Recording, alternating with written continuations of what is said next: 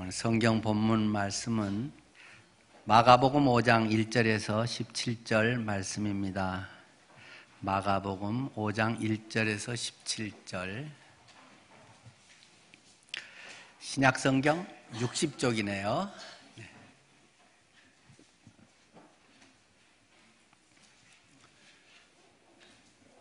마가복음 5장 1절 말씀부터 제가 읽겠습니다.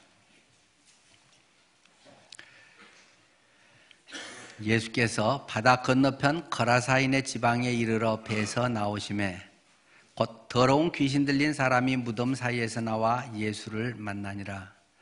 그 사람은 무덤 사이에 거처하는데 이제는 아무도 그를 쇠사슬로도 맬 수 없게 되었으니 이는 여러 번 고랑과 쇠사슬을 메었어도 쇠사슬을 끊고 고랑을 깨뜨렸음이러라. 그리하여 아무도 그를 제어할 힘이 없는지라.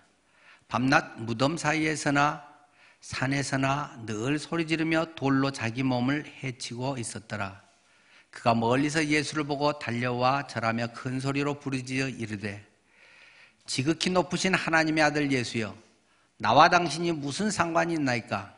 원하건대 하나님 앞에 맹세하고 나를 괴롭히지 마옵소서 하니, 이는 예수께서 이미 그에게 이르시기를 더러운 귀신아 그 사람에게서 나오라 하셨습니다. 이에 물으시되 내 이름이 무엇이냐?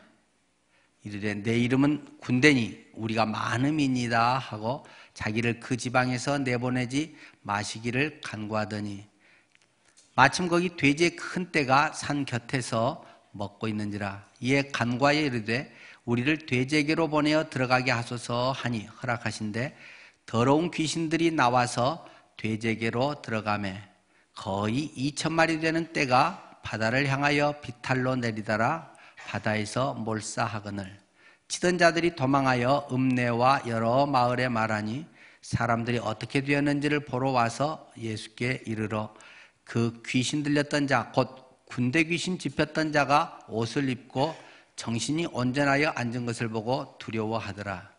이에 귀신 들렸던 자가 당한 것과 돼지의 일을 본 자들이 그들에게 알리매 그들이 예수께 그 지방에서 떠나시기를 간구하더라. 네, 오늘 저는 특별한 설교 제목을 붙였습니다. 천하보다 귀한 한 영혼이라고 했으면 어디에나 흔히 있는 제목인데 저는 아마 이렇게 붙인 사람은 제가 처음 아닐까 싶은데 천하보다 귀한 한 영혼이라고 물음표를 저는 붙였습니다. 오늘 설교 내용은 전에 제가 여러 번 또 부분적으로 말씀드린 것들이 있지만 또 전체적으로 정리해서 다시금 말씀을 드리려고 합니다. 한 영혼이 천하보다 귀하다. 이 말은 어디에나 많이 있는 이야기죠. 그런데 이 말씀이 성경 어디에 있는지 저는 못 찾겠습니다. 큰 성구사전을 찾아보아도 그런 구절은 성경에 나와 있지 않고 컴퓨터 프로그램에 우리나라 나온 거 제일 좋은 프로그램을 돌려서 천하를 찾아봐도 없고 영혼을 찾아봐도 없고 이런 구절이 성경에 없더라고요. 저도 새삼스럽게 근데 어떻게 한 영혼이 천하보다 귀하단 말을 우리가 이렇게 편하게 쉽게 잘 쓰고 흔히 어디서나 누구라도 이런 말을 하게 됐을까? 저는 한 3가지 정도를 짐작을 해봅니다. 그러나 한 영혼이 천하보다 귀하다는 정말로 귀하다는 내용에 대해서는 저도 전적으로 동의를 합니다. 아마 그런 말이 나온 배경은 이런 구절을 소화해낸 거 아닌가 싶습니다. 마태복음 16장 26절 사람이 만일 온 천하를 얻고도 제 목숨을 잃으면 무엇이 유익하리요? 사람이 무엇을 주고 제 목숨과 바꾸겠느냐 하면서 이 온 천하를 얻고도 목숨을 잃어버린다면 내 목숨이 없어져 버리면 내가 죽어버리면 내가 온 천하를 다 가졌다고 해도 그게 무슨 소용이 있겠느냐 이런 말씀이죠. 그러나 이것이 한 영혼이 천하보다 귀하다 그거하고는 조금 다른 차원의 이야기입니다.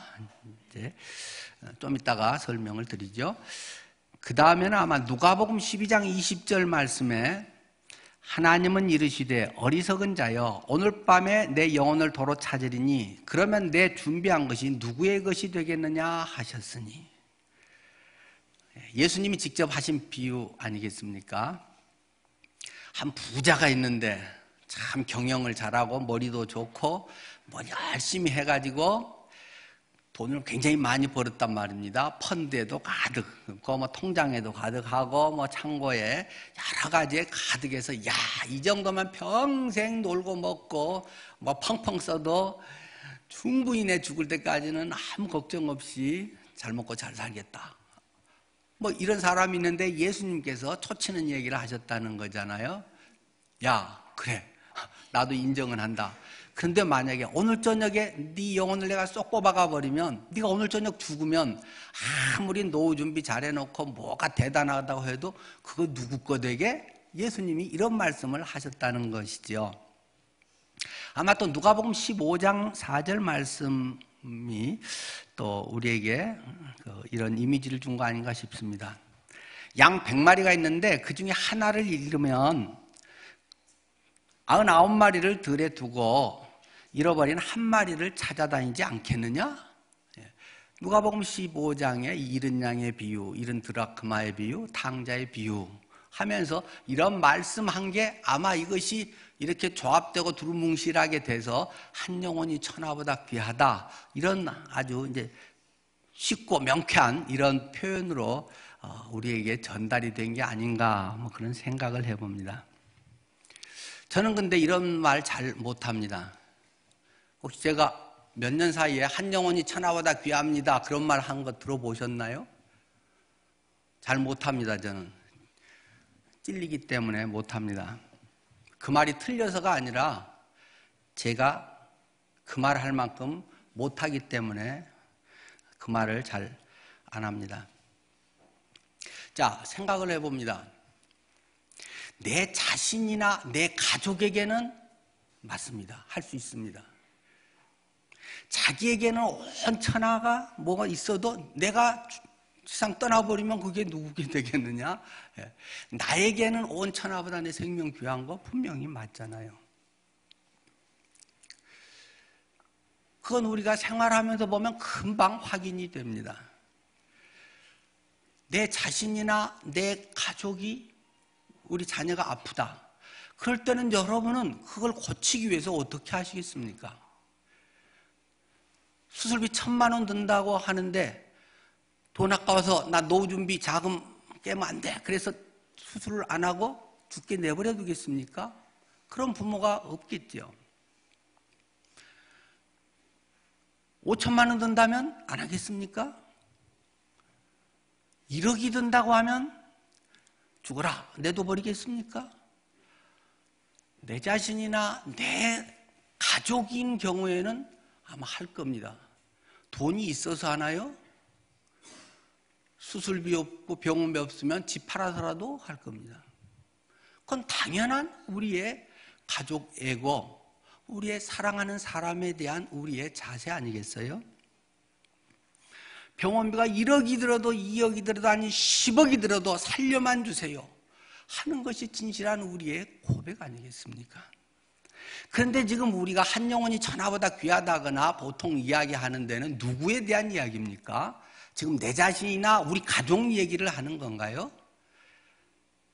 전도할 때, 선교할 때 한 영혼이 천하보다 귀합니다, 그 영혼들 위해서 우리가 나갑시다, 우리의 힘을 씁시다, 기도합시다 할 때 지금 내가 아는 사람인가요?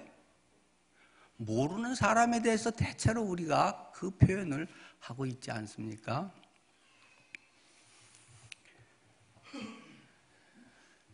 우리가 어떤 물건을 살 때 10,000원을 줄 수 있다면, 10,000원 값을 치른다면 아마 그 물건은 10,000원짜리 값이는 10,000원짜리가 되겠죠. 10만 원을 주고 살 수 있다면 10만 원 가치가 있는 것이 되겠죠. 한 영혼은 나에게 얼마짜리쯤 될까 하는 것을 한번 물어볼 필요가 있다는 것입니다. 한 영혼은 천하보다 귀합니다라는 이 대명제, 너무 좋은 이 말씀, 그것은 그냥 이제 좋은 말씀이고, 너에게 그 말을 하고 그것이 흔히 맞다고 생각하고 뭐 하면 한 영혼이 천하보다 귀한데 우리가 소홀히 하면 되겠습니까? 그래, 그 말하는 내 자신은 얼마짜리로 생각하고 있는가 하는 것을 묻는 것입니다. 다시 바꾸면 이런 말이겠죠.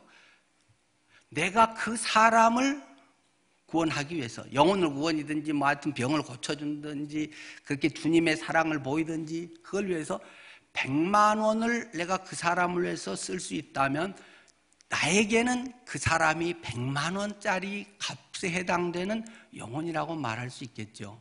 근데 500만 원 든다면 그거는 내가 못하지 한다면 500만 원까지는 못 되는 경우겠죠.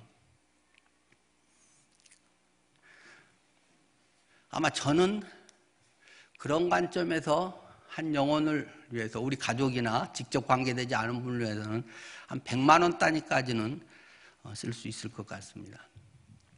아내와 상의하면 한 1000만 원 단위까지는 할 수 있을 것 같습니다. 그리고 그런 적이 있습니다. 나는 한 영혼을 구원하기 위해서 얼마를 기꺼이 드릴 수 있는가, 아니면 할 수 없이라도 드릴 수 있는가 하는 것이 내가 영혼에 대한 나의 정직한 가치관, 나의 정직한 나의 신앙의 고백이라고 하겠죠. 자칫하면 우리가 너무 구호성의 표현이 참 많은 것 같다, 그런 생각을 신앙생활을 할수록 많이 하게 됩니다. 근데 그런 말을 해야 뭔가 좀 사람들이 막 하고 막 영혼 사랑하는 것 같거든요. 저는 많이 옛날에는 그렇게 했잖아요. 저도 한 20년 전에는 그런 말 잘했잖아요, 제가. 근데 30년이 넘고는 그런 말이 잘 안 나옵니다. 모르는 저 사람이 해서 네 집 팔아서 줄 수 있냐? 거기에 대해서는 전 어렵겠는데요. 못합니다 말은 차마 못하겠지만 사실 어렵겠습니다.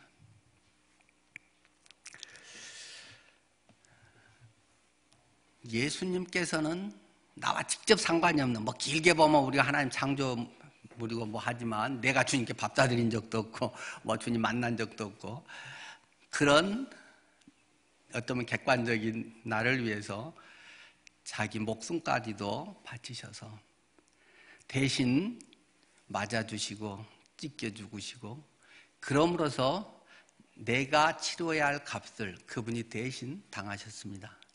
그렇게 해서 나를 샀기 때문에 우리는 예수님을 예수님 짤이라고, 예수님 안에서 내 자신을 예수님 짤이라고 고백할 수 있게 된 거 아니겠습니까? 나는 예수님을 주고 바꿀 만큼 하나님이 나를 사랑하셔서 나는 그런 가치 있는 존재다라는 말이 예수님 짤이라는 표현이죠. 산상수훈에서 우리가 모두가 기억하고 있는 말씀처럼 보물이 있는 곳에 내 마음이 있다라고 했습니다. 중요하다고 생각하는 것에 관심을 갖는다, 그런 말이죠.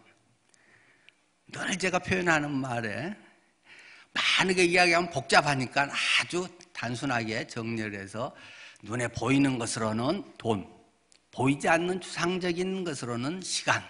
그래서 돈 쓰는 것과 시간 쓰는 거 보면 그 사람의 정말 가치관이 뭔가, 그 사람이 진짜로 뭘 믿고 있는가, 그것을 알 수 있다. 복잡한 신학과 성경의 이론과 구절과 그런 거 다 안 들이대도 네 돈 어디에 많이 쓰니? 너 시간 뭐 하는데 많이 쓰니? 그거 보면 내가 뭘 위해서 살아가는가, 내 인생의 목적이 뭔가가 금방 드러난다는 것입니다. 물론 시기에 따라서 그것은 마음은 있지만 밖으로 다 못할 수는 있겠죠. 또는 아직은 못했지만 그걸 위해서 지금 계속 돈을 모으고 있다라든지, 그것을 위해서 훈련을 계속 받으면서 시간을 투자하고 있다든지, 아직 그것에 투입은 안 됐지만 그런 이제 각자의 내면적 준비 과정이나 그런 것은 있을 수 있겠죠. 그러나 어쨌든 내가 주님을 사랑하고 주님 영혼에 대한 그런 것이 귀하다고 하면서 그런 준비라든지 또는 내가 할 수 있는 범위에 그것에서 실제 하고 있지 않다면 그것은 정직하지 않은 표현이고 구호성의 그냥 우리의 립 서비스에 불과하다고 할 수 있을 것입니다. 예수님은 우리의 주인이라고 고백을 했습니다. 아마 저도 이 말을 참 신중하게 쓰려고 애를 씁니다마는 정말 좋은 말이라서 자주 쓰게 되네요. 예수님이 나의 주인이다. 주님이 정말? 물어보면 찔릴 때가 있습니다. 네 감정대로 살고 네 스타일대로 살고 네 기분 내고 싶은 대로 하고 네 어떤 것에 이끌리면서 네가 나를 주인이라고 하니? 라고 묻는다면 어떻게 대답할까 고민하기도 합니다. 청지기로서의 본래 내 모습, 나는 관리자일 뿐입니다. 돈이나 시간이나 내 자녀 문제나 우리의 모든 삶에 내가 주인 아니라는 것은 분명하니까 태어나는 것도 내가 택일해서 태어난 것도 아니고 어느 집에 어디서 언제 태어날 것도 전혀 나하고는 상관없이 상의도 않고 하나님은 어느 순간 태어나 보니까 뭐 생년월일이 그렇게 돼 있는 것이고 호적 번적이 그렇게 돼 있는 것이고 동일하게 내가 이 세상 떠날 날 잘 아름답게 마무리하고 내가 이제는 됐습니다. 불러주십시오. 뭐 이럴 때 갔으면 얼마나 좋겠습니까만은 그런 경우는 별로 없지요. 치매 안 걸리고 싶은데 치매 걸려서 아무 생각도 못하고 자녀도 알아보지도 못하고 사랑하던 사람들 멍하니 바라봐야만 되고 그런 것이 어떠면 내일의 우리의 모습일런지 누구도 장담할 수는 없습니다. 무슨 사고가 어떻게 일어날는지 그러한 어떤 것을 예측할 수 없고 나는 빨리 죽고 싶다고 하는데도 그냥 모질디 모진 목숨이 질질 가늘고 길게 해서 고생하다가 죽은 것만도 못하는 고통 속에서 또 마무리를 짓는 분도 있고 이건 누구도 보증할 수 없는 것입니다. 그것으로 보면 나는 내 인생의 주인이 아닌 시작도 없고 끝도 없는 나는 하나님의 청직이라는 것을 인정하게 되지만 실제 날마다의 삶은 마치 내가 주인이고 내 맘대로 해도 되는 것처럼 그것이 멋진 인생이처럼 살아갈 때가 많지 않습니까? 그래서 예수님의 친동생이었던 야고보가 기록한 한 권의 성경 야고보서에서 우리에게 말씀하고 있지 않습니까? 행동으로 나타나지 않는 믿음은 죽은 것이다. 속에 엄청난 뭐가 있고 어쩌고 뭐 장담하고 해도 행동으로 표현되지 않은 믿음이라고 하는 건 가짜다. 행함이 없는 믿음은 그 자체가 죽은 것이라고 우리에게 선언하고 있습니다. 실제 행동으로 보여지지 않는 그러한 것에 여러분은 믿지 마십시오. 얼마든지 주변에는 그런 나팔 부는 사람은 수두룩합니다.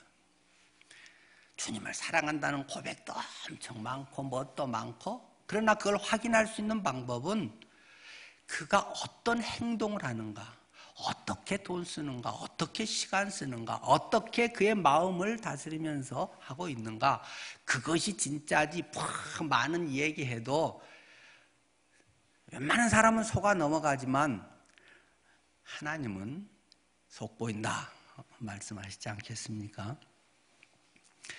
네가 사랑의 마음이 있니? 네가 정말 나를 사랑하니? 자존심 때문이 아니니? 네 감정 때문 아니니? 주님은 우리에게 질문하실 수 있습니다. 내 행동이 내 겉으로 드러난 모습이 나일 가능성이 가장 많다라는 것을 성경은 계속 강조를 하고 있습니다. 뭐 이런 말씀 쭉 자주 드렸지 않습니까? 우리는 정말 가치 있다고 생각하는 것에 투자하는 것이지 않습니까? 그것을 위해서 지금 없으면 시간을 쪼개고 돈을 모으고 그렇게 하면서 그것을 이루려고 애를 쓰지 않습니까? 몇 년을 아끼고 10년, 20년을 허리띠를 졸라매고 절약을 하고 해서 신혼부부들이 참 어렵게 귀한 집을 마련하지 않습니까? 그것은 참 얼마나 행복하고 감사한 일입니까? 여러분들이 집을 마련하신 적 있다면 그때 그 집을 사서 처음 들어갔을 때 그 행복감, 그 집이 뭐 안 컸어도 3살이 하다가 내가 내 집을 사서 들어갔을 때 그 말할 수 없는 그 18평의 행복, 그런 적들이 있지 않습니까? 그것은 당연한 것이고 그것을 중요하다고 생각하는 거, 우리 가정을 꾸려나가야 할 보금자리는 매우 소중하기 때문에 그것을 위해서는 기꺼이 10년, 20년도 절약하고 놀고 싶은 거, 먹고 싶은 거 다 펑펑 쓰지 않고 그것을 위해서 어렵게 마련하는 것입니다. 소중하다고 여겨지기 때문이죠.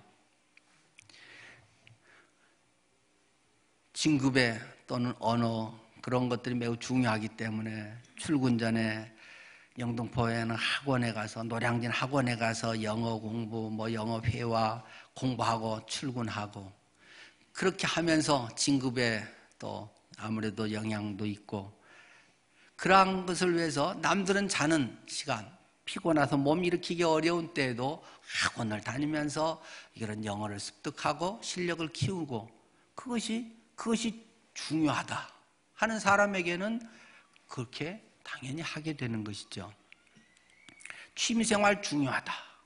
그것을 위해서 휴가를 모아서 휴가를 만들기도 하고 돈을 모아서 어렵게 취미생활에 뭐 귀한 것을 또 구입하기도 하고, 남들이 보면 별거 아닌데 그것을 구하고는 막 너무 좋아서 행복해하고, 그런 적이 있으시죠?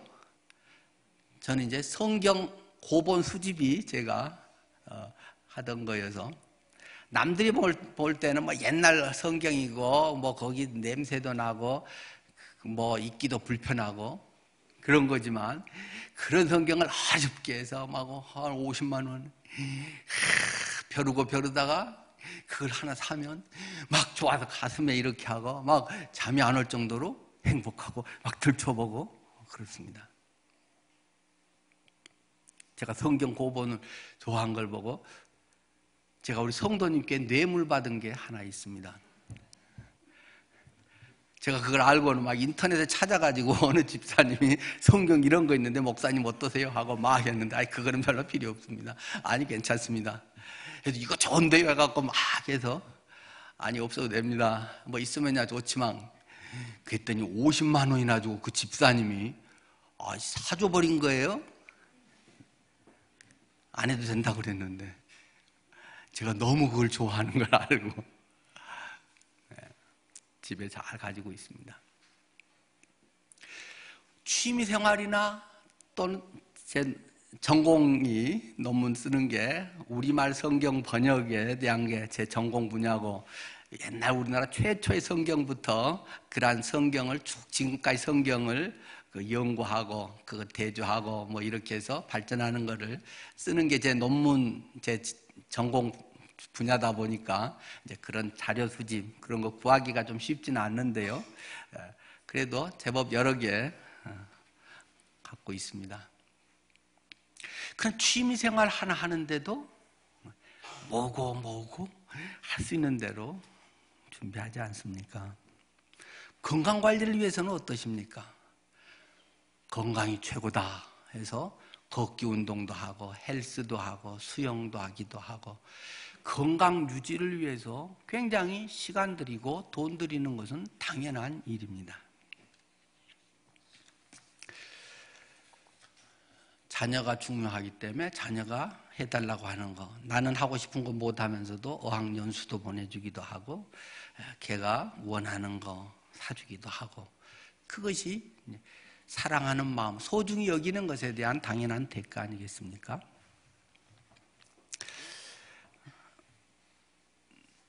내가 정말로 예수님을 주인이라고 하고 나는 청지기라고 우리는 수시로 고백을 합니다. 그러나 정말 그렇게 산다는 게 쉽지는 않더라고요. 또 그렇게 사는 사람을 만나는 것도 쉽지 않더라고요. 그러나 전에도 말씀을 드렸듯이 제가 병원 사역을 하면서는 그런 분들을 여러 분 만났습니다. 적어도 암이 재발 이상 된 분들, 격리병동에 있는 분들 제가 주로 담당을 하면서 이번 주 가면 또 제가 맡았던 병동의 사람들이 한 분, 두 분씩 세상을 떠나 계시고, 가면 첫 번째로 검색하는 게 지난주간 사망자 명단을 쭉 검색을 해서 알았던 분들이 떠난 것을 확인하는 일이 제가 병원 사역할 때 처음 첫 번째 컴퓨터에 앉아서 하고, 이제 나머지 분들 그 명단 뽑아서 오늘 신방할 분들 체킹해서 이제 만나고 복음 전하고 했었죠. 근데 전에 신앙이 별로였는데, 아니 어떤 분은 전혀 안 믿었는데 전하는 복음을 듣고 인생이 달라집니다. 돈 쓰는 게 달라지고 자기의 재산을 이렇게 해 주십시오. 여보, 내 이름으로 되어 있는 뭐 이런 거를 나중에 이런데 참 좋게 써주세요. 그렇게 기꺼이 수천만 원, 뭐 억대를 내고 간 분들을 봤습니다. 물론 뭐 우리 교회나 저한테 준 거는 이론도 없습니다. 정말 죽음을 앞두고 생명의 그러한 그 마무리를 하는 그런 관계에서 보면 정말 내가 내 주인이 아니라는 것을 절절하게 깨닫게 되고, 그런 가운데서 실제로 청지기로서의 삶, 예수님이 나의 주인이라는 삶을 고백하며 행동으로도 보여주는 사람들을 만날 수 있었습니다. 제가 자주 생각하는 이영표 축구 해설위원의 명언이 있습니다. 텔레비전에 수없이 반복해 나왔지 않습니까? 우리나라 월드컵 팀이 본선에 나가서 계속 제대로 하지 못하고 막 헤매면서, 또 옆에서 이것도 좋은 경험이 되겠네요 할 때 이영표 해설위원이 한 말이 뭐였습니까? 월드컵은 경험하는 자리가 아니라 증명하는 자리입니다. 지금 친선 경기를 하고 있는 것이 아니고 월드컵을 위해서 혼신의 노력을 하고 그걸 준비해서 지금 월드컵 본선에 뛰고 있는 데서 세계 인류 선수들과의 좋은 어떤 뭐 배움의 경기, 그것도 부수적으로는 있겠지만 그게 아니고 지금까지 닦아온 것을 완전히 제대로 펼쳐내서 승리할 수 있는, 월드컵은 증명하는 자리지 훈련하는 자리, 경험하는 자리가 아니라는 것입니다. 저는 그것을 우리 크리스찬들에게 적용하고 싶습니다. 크리스찬의 삶이라고 하는 것은 증명하는 자리지 훈련받는 자리가 아닙니다. 물론 평생 훈련도 받고 빚어져야 되겠지만요. 5년 크리스찬 생활을 했다. 5년 살면 이 정도 되는 것이다.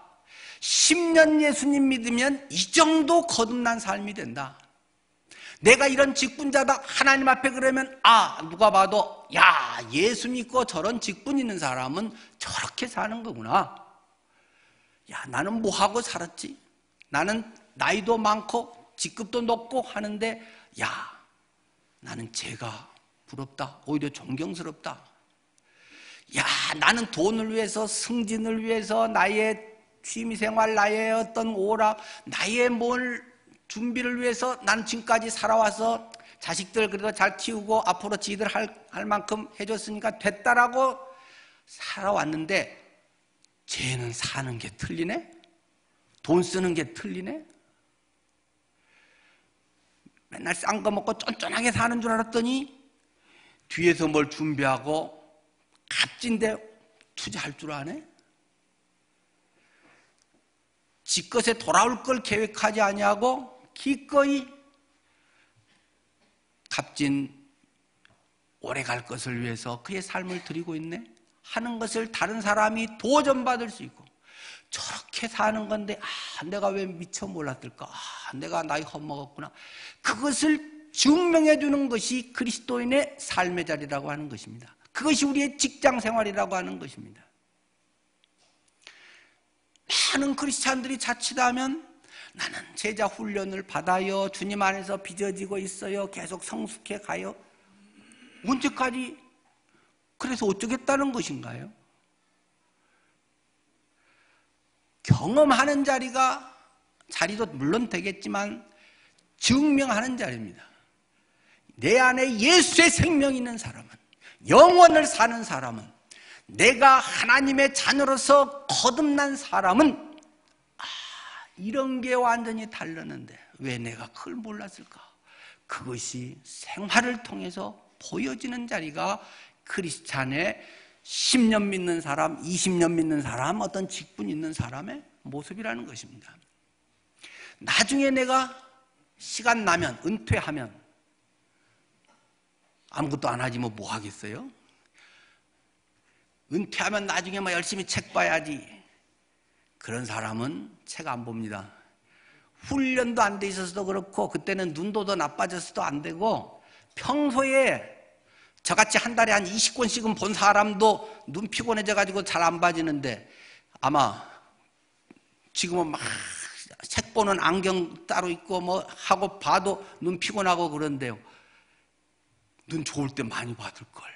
후회가 되기도 합니다. 그런데 은퇴하고 언제 뭐 책 보겠어요? 텔레비 보는 게 낫고 그냥 어울려서 하는 게 낫지. 몸에 배서 훈련되지 않으면 나중에 안 되는 것입니다. 돈 쓰는 것도 훈련되고 다른 것도 훈련되지 않으면 안 되는 것입니다. 그때 가서 해야지. 그거는 그냥 희망상 그냥 좋은 교양 있는 말일 뿐이라는 사실을 아시잖아요.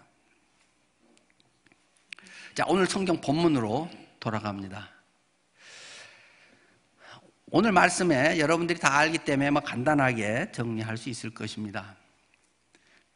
예수님이 거라사라고 하는 지역의 이방 땅으로 갔는데 거기에 한 완전히 미친 사람이 있다는 것입니다. 그 사람이 몇 명인지는 마태복음에는 2사람이라고 나와 있고 누가복음에는 1명이라고 나와 있습니다. 근데 그 사람이 1명이냐 2명이냐가 중요하지 않습니다. 제가 짐작키는 2명인데 아마 그것을 대표적으로 또 똑같은 사람들이고 또 1명이 더 심했을 수도 있고, 그래서 아마 이제 하나라고도 나오고 둘이라고도 나오고, 하나라고 하는 게 꼭 1이라기보다는 뭐 그런 놈들이다, 뭐 한통속이다, 뭐 이런 것 되지 않아요? 그래서 이제 제정신 아닌 거라사 광인이 있는데 그 사람이 완전히 미쳐 있다는 것입니다. 그러니까 막 묶어놔도 안 되고 별 방법을 해도 안 되는 것입니다.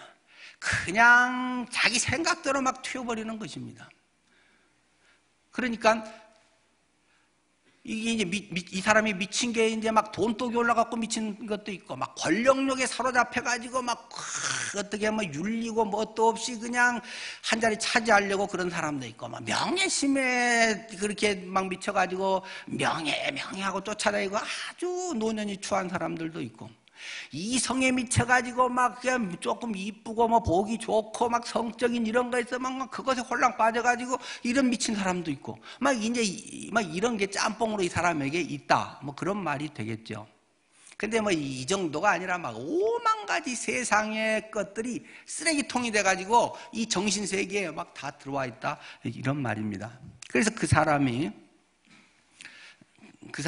이제 예수님께서 쫓아내려고 할 때 그냥 보통 귀신들은 이제 그냥 나가라 하면 그거 끝나는 게 아니고, 나가면 뭔가 어디를 그래도 정착을 해야 된단 말이에요. 귀신들의 영적 존재도. 그래서 이제 뭔가 살아있는 것에 들어가기를 대체로 이제 좋아한다고 합니다. 성경에 그런 이제 구절도 좀 있죠. 그래서 이제 저기 돼지가 있으니까 돼지를 치는데 이제 이방 땅에 이제 돼지고기로 이제 돈을 뭐 버는 돼지 농장이 이제 거기 있는 모양이에요. 그러니까 돼지한테 들어가게 해주십시오. 그랬더니 나중에 보니까 이들에게서 그냥 슉 하고 나와서 막 쏙쏙 들어가냐, 막 미친 돼지를 보니까 2,000마리가 미쳐서 뒹굴면서 막 정신없이 뭘 향해서 막 비탈길을 내리 달리더라는 것입니다. 그래가지고 이제 2,000마리 키우려면 물도 많이 써야 되니까 호수에 그냥 전부 풍덩풍덩 빠져갖고 싹 죽어버렸다는 것입니다. 거기에 대한 반응이, 오늘은 우리 성도님들이 성경을 굉장히 공부를 잘하신 것 같아요. 제가 17절까지 읽었는데 아멘 하는 분이 한 분도 없으셨습니다. 성경을 아는 사람은 여기서 아멘 하면은 그 이상한 사람이에요. 습관적으로 아멘 하는 거는 위험한 사람이에요. 제가 마지막까지 읽은 구절이 17절은 뭡니까? 그들이 예수께 그 지방에서 떠나시기를 간구하더라. 예수님, 우리 좀 제발 떠나가 주세요 하는데 아멘 하면 떠나라는 말이에요. 그러니까 떠나라고 해달랐다는 겁니다. 왜 그럽니까? 돈 손해를 봤다 이겁니다. 도움이 안 된다 이겁니다.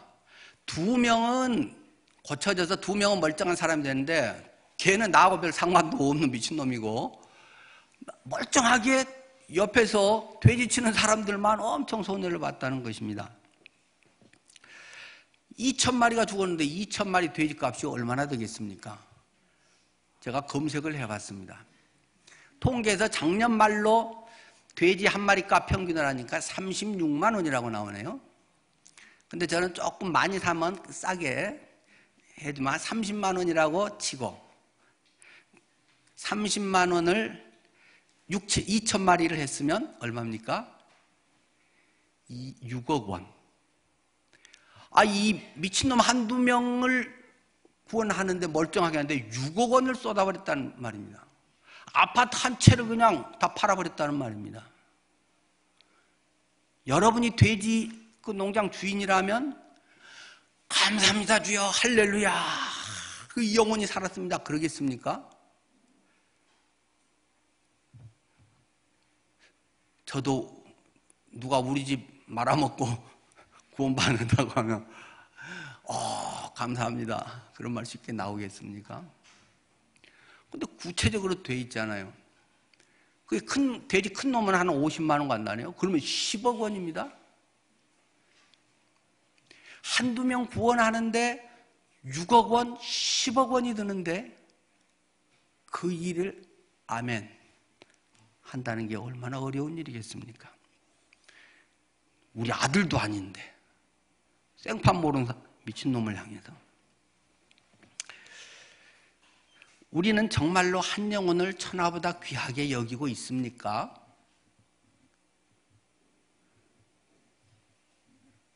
한 영혼이 천하보다 귀하다는 말이 여러분은 쉽게 할 수 있겠습니까?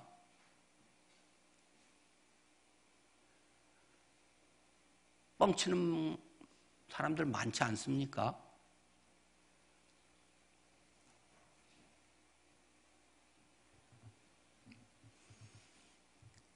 우리는 너무나 좋은 명제 속에 갇혀 있습니다. 진리로 포장된 좋은 말에 너무 우리는 익숙해져 있습니다. 그래서 살지 않으면서 그런 말을 너무 쉽게 하고 다른 사람에게 한 영혼이 천하보다 귀한데 그 영혼들에 대해 관심을 안 가지고 교회가 관심을 안 가지고 이게 지금 교회 헌금으로 하자는 게 아니고 내 개인 돈으로 한다는 말입니다. 내 개인 돈으로 딴 데 쓸 돈을 아끼고 모으고 해가지고 내 개인 돈으로 한 영혼을 위해서 할 수 있느냐? 교회 헌금이 이렇게 100억이 교회에 지금 그 비축이 돼 있습니다. 어떻게 쓸까요? 하면 이걸 합시다. 그런 거는 쉬운 문제겠죠. 그거 누가 거기에 대한 말은 못 하겠습니까? 네 주머니 털어서 1억 내놔 한 영혼 구원하게. 그런 말입니다. 성경은. 전에도 일부에서 이런 말씀드린 적이 있네요. 가끔 뉴스를 보면서 잘 이해되지 않은 것이 있다는 말씀을 드렸습니다. 전혀 모르던 사람들이 자살 사이트에 만나가지고 죽어버린다는 것입니다.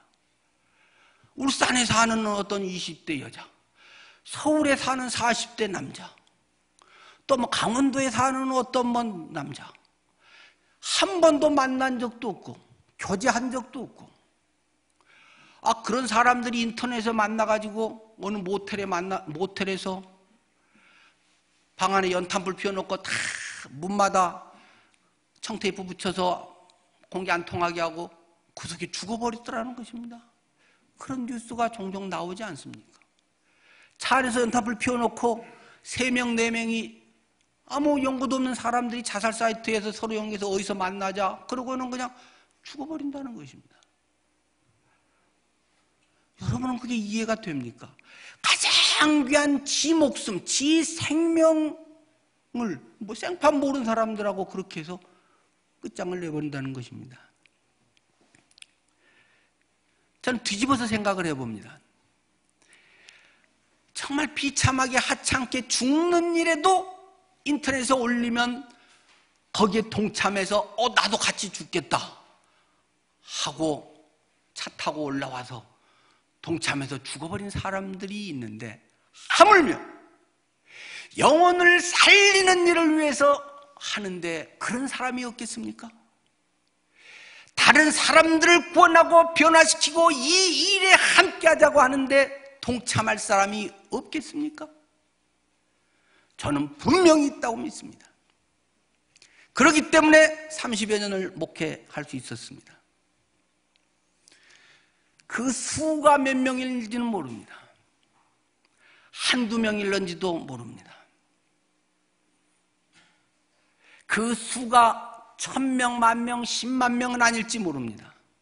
그러나 적어도 2-3명은 있지 않겠습니까? 이 영혼을 살리는 일에, 이것이 정말 귀하다는 일에 같이 동의하고 내가 할 수 있는 최선을 다해서 같이 동참하겠습니다. 이 일에 제가 주님께 기꺼이 쓰임받고 싶습니다. 내 생에 정말 가치 있는 그런 삶을 살고 싶습니다 하는 사람이 그래도 10명은 있지 않겠습니까? 아니 한 100명, 200명도 될 수 있지 않겠습니까? 여러분은 어디에 속하실 생각입니까? 엘리야는 늘 문제에 쌓이고 자기에만 갇혀 있었기 때문에 이 최고 위대한 선지자라고 했던 엘리야도 하나님 다 버리고 남은 건 나 혼자입니다. 나만 남고 다 주님에게서 떠나가 버렸습니다. 이렇게 엘리야 선지자가 이야기했을 때 하나님은 뭐라고 말씀을 하십니까? 내가 7,000명의 사람을 남겨두었다. 하나님은 엘리야에게 그런 말씀을 하셨습니다. 저는 분명히 우리나라에 7,000명 이상은 있으리라고 봅니다. 우리 교회에도 그런 일을 위해서 쓰임받을 사람들이 분명히 몇 사람은 있으리라고 믿습니다. 나의 재산과 나의 시간과 나의 삶이 하나님 앞에 청직이요 나의 진정한 주인이 그분이기에 나의 삶이 주님을 위해서 그런 영혼들을 구원하고 하나님의 뜻을 펼치는데 내 인생을 드리기 원합니다. 이것을 위해서 내가 사는 것이 나의 기쁨입니다. 할 분이 적어도 나는 10명은 넘으리라고 봅니다.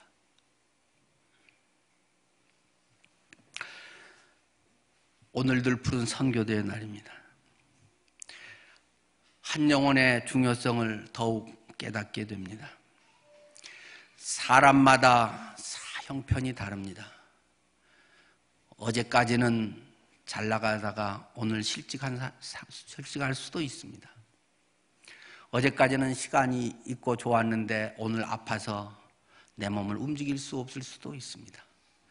그러나 아무 상관이 없습니다. 내가 주님 앞에서 주님을 사랑하며 주님이 나를 구원하고 내가 하나님의 자녀로 이렇게 설 수 있게 되었듯이 누군가 나를 통해서 하나님께서 또 한다면 나도 그에 동참해서 내가 할 수 있는 정도는, 할 수 있는 부분은 나도 같이 하기 원합니다. 그런 것을 여러분들이 표현할 수 있는 기회를 드리기 원합니다. 우리 교회는 매월 10월 셋째 주, 5주 때는 넷째 주 선교대회를 합니다. 1년 단위로 작정을 합니다. 그것을 통해서 내가 하나님의 일에 동참할 수 있는 그런 기회를 갖게 됩니다.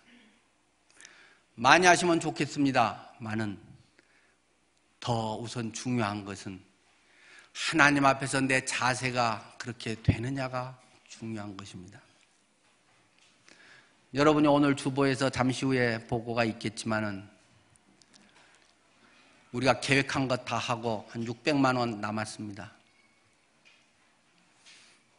여러 성도님들이 최선을 다해서 여러분들의 삶을 통해서 공급하시고 채우신 줄 믿습니다. 우리가 하나님 앞에 할 수 있는 대로 진실하게 주님 앞에 나의 신앙의 표현과 그들에 대한 우리의 마음을 표현하면 좋겠습니다. 잠깐 기도하고 마무리합니다.